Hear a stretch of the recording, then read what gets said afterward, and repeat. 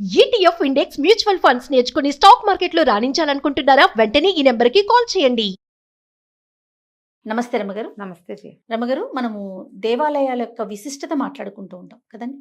ఏదైనా శివాలయం, పురాతన శివాలయం, మీకు నాకు కూడా చాలా ఇష్టం పురాతన శివాలయాలు కదండి. అలాంటిది ఏదైనా మీ దృష్టిలో ఉంటే చెప్తారా ఒకటి? మొన్న నేను వెళ్ళి చూసొచ్చింది, ఆ, మళ్ళీ చెప్దాం అనుకున్నాను దాన్ని. తప్పకుండా. మంగళనాథ్ మందిర్. మంగళనాథ్ మందిర్. ఈ మంగళనాథ్ అనగానే ఒక ప్రత్యేకంగా వినపడుతుంది. ఆ. ఉజ్జయిన్లో ఉంది ఇది. ఆహా. మధ్యప్రదేశ్ దేవభూమిగా చెప్పబడే ఉజ్జయిని నగరంలోనే ఈ మంగళనాథ్ మందిర్ ఉంది. ఇది చాలా ప్రత్యేకమైంది. కుజుడికి అంగారకుడు మంగళుడు అని చెప్పబడే ఒక గ్రహానికి స్వంత దేవాలయము. ఆహా. ఆయన అక్కడే పుట్టాడు. ఎక్కడ ఈ మంగళనాథుడి మందిరం ఉందో దానిపైన ఆకాశంలో అంగారక గ్రహం ఉందని చెప్తారు. ఆయన అక్కడే పుట్టాడు. ఓకే. మనం ప్రత్యేకంగా చెప్పుకోవాలి కదా అట్లాంటివి. ఇప్పుడు మ్మ్. శనీశ్వర దేవాలయాలు అక్కడక్కడ ఉన్నాయి. ఆయన అక్కడే పుట్టినట్టు లేడు. అవును. ఈయన ధరణీ గర్భ సంభూతుడు. భూమి మీద పుట్టాడు అంగారకుడు. మార్స్ మనం చెప్పుకుంటాం కదా, అంతే. అరుణ గ్రహం. ఈయన ఎర్రటివాడు, ఎర్రగా ఉంటాడు. పరమేశ్వరుని యొక్క చెమట బిందువు నుంచి పుట్టాడు. అంధకాసురుడు అనే ఒక రాక్షసుడితోటి యుద్ధం చేస్తుంటే ఆ రాక్షసుడి కట దెబ్బలు తగిలితే రక్త బిందువులు ఎన్ని కింద పడితే వాటన్నిటి నుంచి మళ్ళీ పుడతారట రాక్షసులు. అలాంటి వాడితో యుద్ధం చేస్తూ పరమేశ్వరుడు వేడెక్కిపోయి చెమటలు గారుతుంటే ఆయన చెమట బిందువు భూమి మీద పడి ఆ వేడికి భూమి బద్దలైందట. పరమేశ్వరుడి చెమట అంటే అది మామూలా కదా. దాని పగిలేసరికి ఆ పగిలిన దాంట్లోంచి ఒక శిశువుగా జన్మించాడు. ఆ చెమట బిందువు ఆ భూగర్భంలో పడి శిశువుగా పరిణమించింది. ఇలాగే పరమేశ్వరుడి నుంచి భూమి మీద పడి రకరకాలుగా అన్ని చోట్లకి మారి పుట్టినవాడు స్కందుడు. అట్లాగే ఈయన కూడా పరమేశ్వరుని యొక్క శరీరం నుంచి పుట్టినవాడే ఈ కుజుడు. శ్వేత బిందువు నుంచి. శ్వేత బిందువు నుంచే పుట్టాడు. అయితే ఎప్పుడైతే ఈ అంగారకుడు ఈ అంధకాసురుణ్ణి దెబ్బలు తగులుతుంటే ఆ నెత్తుటిని ఈ శిశువు పీల్చేశాడని, అందుకని అతను ఎర్రటి వాడయ్యాడని కూడా ఒక కథనని చెప్తారు. ఎర్రగా ఉన్నాడు అని. తర్వాత భూదేవి అతన్ని పెంచి అతన్ని పెద్దవాడయ్యాక పరమేశ్వరుడికి అప్పచెప్పిందట. అతను తపస్సు చేయించి అతనికి గ్రహాలలో ఒక అవకాశాన్ని ఇచ్చారు. మంగళుడు అని చెప్తారు. కుజుడు, మనం కుజ దోషం ఉందని చెప్తాం. అవును. మన హిందీ వాళ్ళంతా, ఈ నార్త్ ఇండియన్స్ అంతా మాంగళిక్ అంటారు. కుజదోషం ఉన్న వాళ్ళు ప్రత్యేకంగా మాంగళిక్ని పెళ్లి చేసుకోరు. మంగళవారం పుట్టినా మాంగళిక్కే. జాతకంలో కుజదోషం ఉన్నా సరే పెళ్ళిళ్ళు కావు, లేట్ అవుతాయి. అలాంటివి ఏవో ఉంటాయి. ఓకే. అయితే దీనికి సంబంధించిన దోషాలన్నిటికీ ఒకే ఒక పరిహారం ఈ మంగళనాథ దర్శనం. అది ఆ దేవాలయం కూడా ఎర్రటి రాయితో కట్టబడింది జయ. మేము సాందీపని ఆశ్రమం నుంచి వెళ్ళాం. ఒకవేళ మీరు ఉజ్జయిని వెళ్ళడం సందర్భం కుదిరితే మంగళనాథ మందిర్ చూడకుండా రావద్దు. మనం అయ్యవారిని చూస్తాం, అమ్మవారిని చూస్తాం, హరసిద్ధి మాతను చూస్తాం, అక్కడ బడా గణేష్ అని అవన్నీ టెంపుల్స్ ఉన్నాయి. సాందీపని చూస్తాం, ఇంకా మన పేరు కాలభైరవుడిని చూస్తాం, వీళ్ళందరితో పాటు గడకాళిక, ఆమె గడకాళిని చూస్తాం. మంగళనాథ మందిర్ మానేయద్దు. తప్పకుండా ఒక్కసారి కనుక మంగళనాథుడిని దర్శిస్తే మన సంతానానికి కూడా కుజదోషం లేకుండా పిల్లలు పుడతారు. ఆయన అక్కడ పుట్టాడు కాబట్టి. మామూలుగా మనం దేవాలయాల్లో చూస్తూనే ఉంటాం కదా. ఈయన ఇక్కడ శివలింగాకారంలోనే కనపడతాడు. లింగాకారంలోనే ఉంటాడు. కొంచెం బాగా ఎత్తు పైకి కట్టారనమాట. అసలు అట్లా ఎట్లా కట్టారా వీళ్ళు అని అనిపిస్తుంది. కిందంత పెద్ద హాల్ లాగా ఉండి ఇంకా అసలు అక్కడ ఈ గ్రహదోషాల నివారణార్థం చేసే పూజలు ఉంటాయి జయ. వీటితోటి ఎంత అందంగా చేశారో. మండపాలు కూడా భలే బ్యూటిఫుల్గా ఉంటాయి. కందులు, మినువులు, పెసలు అన్నీ పోసి అసలు ఇంత అన్ని మండలాలు ప్రత్యేకంగా. మనం ఏ గ్రహదోషాలున్నా మనం అక్కడ పూజ చేయించుకోవచ్చు. కొంచెం హిందీ పూజా విధానం ఒక రవ చిన్న తేడాగా ఉంటుంది. అవును. కానీ మనకి మన మన మన పద్ధతిగా అనిపించకపోయినా కూడా అక్కడ జనాలంతా వస్తారు అక్కడికి. అదేలేండి. మన వాళ్ళు ఇక్కడి నుంచి వెళ్ళిన వాళ్ళు కూడా, ఈయన పుట్టక ఇక్కడే కదా. దోషం అనేసరికి మనకి జనరల్గా చెప్పేది పెళ్ళిళ్ళు లేట్ అవటం, అదే ప్రత్యేకంగా కనపడుతుంది. తర్వాత సంతానానికి కూడా కొంత సమస్య ఏర్పడుతుంది. ఆ గ్రహ దోషాలని ఈయన నివారిస్తాడు.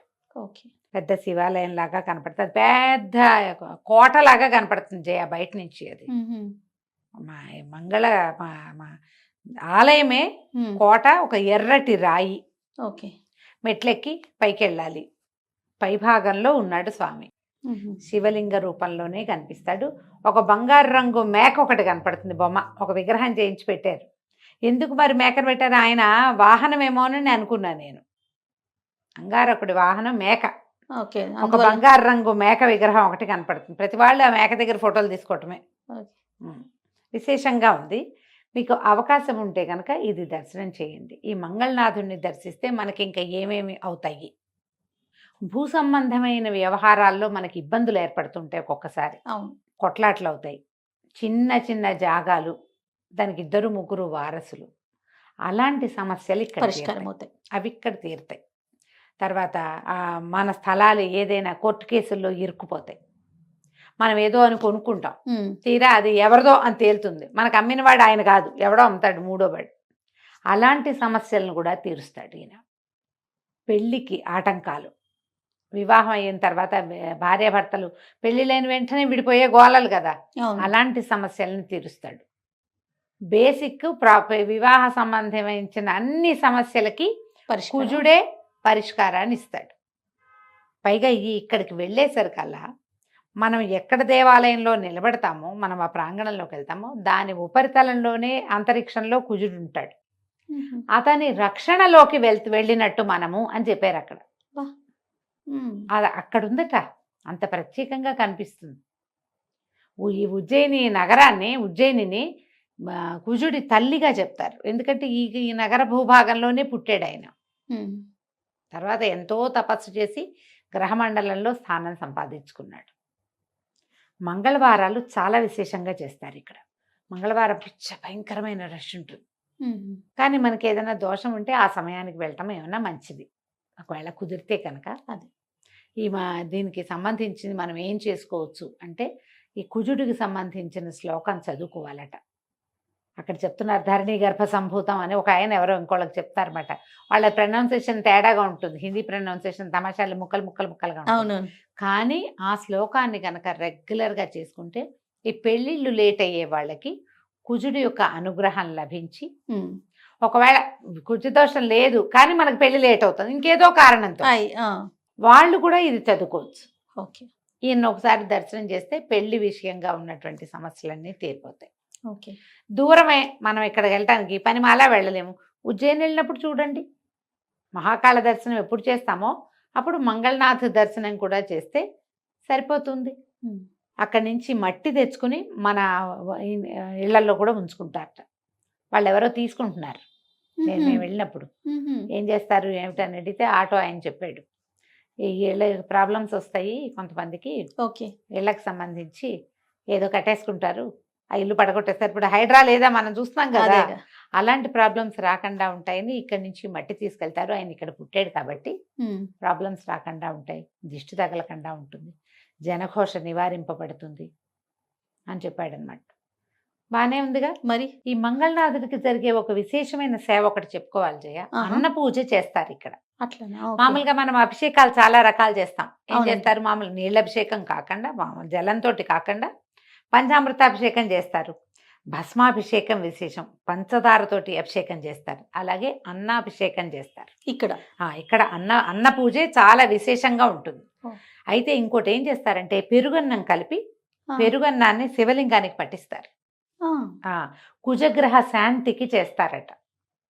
కుజగ్రహ శాంతి కోసం చేస్తారు. చాలా విశేషంగా అంత అనిపిస్తుంది. ఎరుపు కదా, వేడి, ఆహా. అందుకని ఆయనకి అన్నము మంచిదే, పెరుగు. పెరుగన్నం కూడా మంచిదే. ఆ పెరుగన్నాన్ని పట్టించి చేసే పూజ కనుక చేయించుకుంటే ఈ గ్రహ దోషాలు పూర్తిగా కుజ దోషం అనేది ఉండదు. వంశాల్లోనే ఉండదట, వాళ్ళ వంశానికే ఉండకుండా అవుతుందని చెప్తారు. మనం ఇక్కడ కూడా అందుకని మన వాళ్ళు ఏం చెప్తారంటే, జయ ఈ కుజదోషం ఉన్న వాళ్ళు ఈ పెరుగన్నం పంచిపెట్టమంటారు. అవును. నీకు గుర్తుంది కదా, అవును, పెరుగన్నం పొట్లాలు కట్టి పంచుకుంటారు. పంచమంటాం. పిల్లలకి పెళ్ళిళ్ళు కావట్లేదు అంటే మనకి ఈ ఉజ్జయిని ప్రాంతాల్లో కూడా ఈ పెరుగునే దానం చేస్తారు.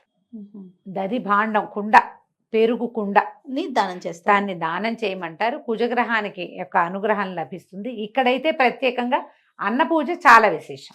ఓకే. అసలే ఆయన అలంకార ప్రియుడు, అభిషేక ప్రియుడు కదండి శివుడు. అవును, మిగతా అభిషేకాలతో పాటుగా పెరుగుతో అనేది చాలా చాలా విశేషం విశేషం. మామూలు పంచామృతాల్లో మనకు చేస్తారు, తెలుసు. ఈ పూజ అన్నంతో కలిపి చేయటమే ఇక్కడ విశేషంగా కనపడుతుంది. రైట్ అమ్మగారు, నమస్తే. నమస్తే జయ.